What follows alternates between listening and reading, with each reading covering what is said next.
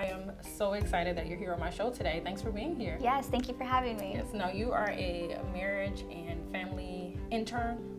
Yes, I'm a registered marriage and family therapist intern in the state of California, and I work with couples, families, children, and adults in increasing their happiness. Wow. Yes. And then how did you get your start? What made you decide to go into that? You know what? It's just a beautiful story. I'm actually a licensed cosmetologist of 12 years. Wow. Got licensed at the age of 17, and I was working in a barbershop. I was a stylist, a makeup artist. I worked for companies such as MAC, and I just loved what I did. And in doing so and in serving my clients, I found that if you've ever been to a barbershop, or if you've ever been and gotten your hair done, they are your therapist. Right. You go in there and you tell them your thing and what's going on and who you've been dating. Right. And I found that I actually listened to them. They felt heard. They wouldn't come for the blow dry. They would come to talk. Right. And they say that when you're good at something, you should charge. So I like that. Yeah. I went back to graduate school after getting my psychology undergrad. Okay. And I just hustled and I did my work and I fell in love. I found my second love of my life. And that's why I have led it to this career.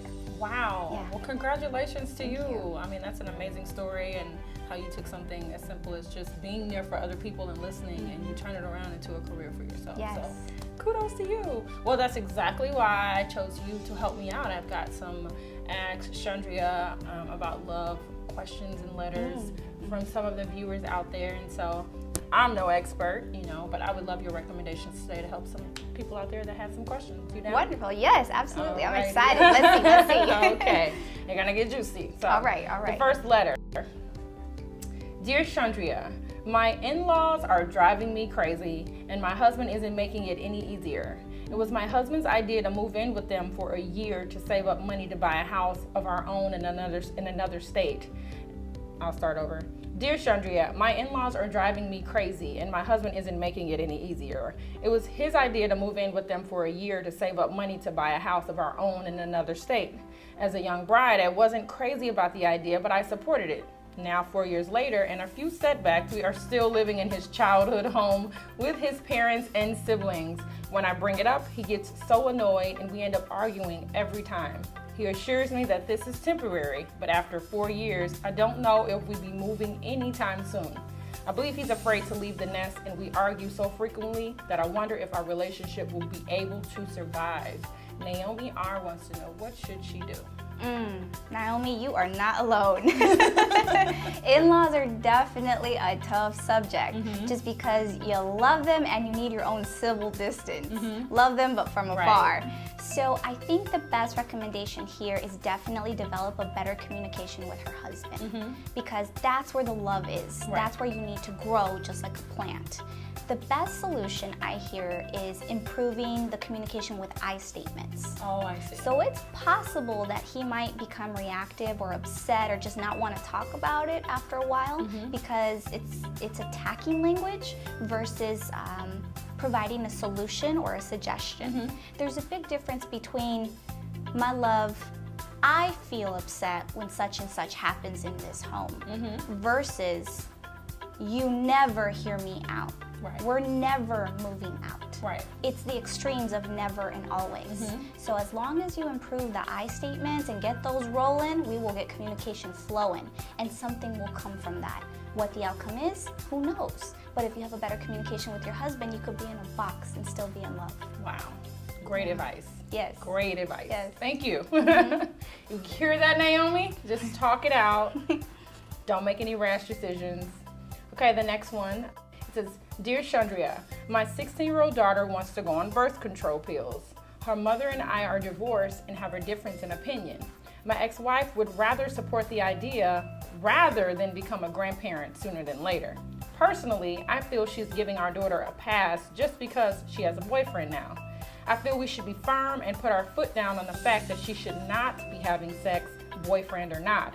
Ordinarily, we pride ourselves on making big decisions together, but this one is beyond us. How can we ever agree? Mark B. wants to know. Mark. Ooh, being a single father is tough. It is so tough. And Mark, I will say this, one of the most beautiful opportunities you will have in this life is to grow as a parent. And there's this thing that we call, it's called imperfect parenting. It's knowing that you are good enough regardless of what the outcome is. It's detaching yourself from the mother of your child, from your daughter's behaviors or their results. It's knowing that you are coming forth in your authenticity and your full madness and saying, daughter, this is what I could provide to you in guidance and in psychoeducation for birth control and sex and just all that nitty-gritty stuff, right. And still detaching yourself and saying, I provided everything I could as a father, and my baby is going to make her own decisions. And that's all you can do. Right. Yeah. They're kind of grown at 16, aren't they? They're there. There's some people though that be 20-something and they're not grown. Oh, they are not grown. Very true. Touche. Yes. Touche. The third question is, Dear Chundria, I have finally found the woman I want to marry and everything has been perfect, but when we discussed how we would sign our names on a certificate, she let me know that she wants to keep her last name instead of changing it to mine. Now I know this is 2017 and everything and a lot of the rules in the rule books have changed, but I'm old school and I think that the woman should change her last name to her husband's name. How can I be supportive of her desire to keep her name, but also not feel like less of a man because she doesn't want to take mine? This comes from Carter C. Any advice for Carter? Yes. Well, Carter, just to begin, congratulations on finding the one. That is definitely Right. exciting. Absolutely. And Carter, I guess I'll start off with this. A rose by any other name would just smell as sweet. So it's not necessarily the labels you put on something like we together, it's complicated, or we married, we're not, we're together, or even adding a last name for your wife to be. More so, it's about how you guys feel about each other. But I will address it, and I think it's definitely a mutual decision that you have to make, not just one person, or pushing somebody to do something they don't want to do will never have a good outcome. It's definitely something that has to birth naturally from your loved one, from your boo thing. So if she's not willing, there's no point in pushing her. Maybe express to her how you feel with I statements, with telling her how much you adore her and the top 3 reasons why you feel you'll be more connected to her. Oh, that's the winner right there. You tell her yes, that. Yes, add in a little dinner in there, some flowers. Really just speak to her heart. Because it sounds like more that you are bringing in facts. You're bringing in, this is what my granddaddy did. This is what my friend did with his wife. It's more about what is right for the couple. Every couple is different, and this is definitely something you are not alone with. So I hope it goes well, and I'd love to know some feedback on what others think. Awesome, and that's such a popular topic. Yes. For decades of whether a woman wants to. I know quite a number of women that are married and never change their name. The last question comes from Jamie V. Jamie says, Dear Chundria, my partner has hit a very rough patch in life with the loss of a parent, losing a career job, and taking on a new position with a significant difference in pay. I have stepped up to be supportive every step of the way, but instead I get shut out or subjected to melancholy rants and pessimism. I suggested therapy, but of course that didn't go over so well. I think I'm wasting my time. How can we help Jamie? Jamie, this is difficult because grief and loss is definitely a subject that not everybody is comfortable with. Right. On top of that, he's having a transition, especially when it comes to occupations.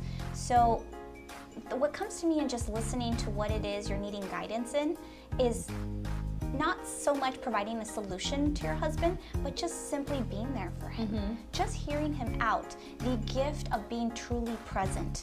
Just hearing what it is he has to say, because you might be the only person that is going to hear him.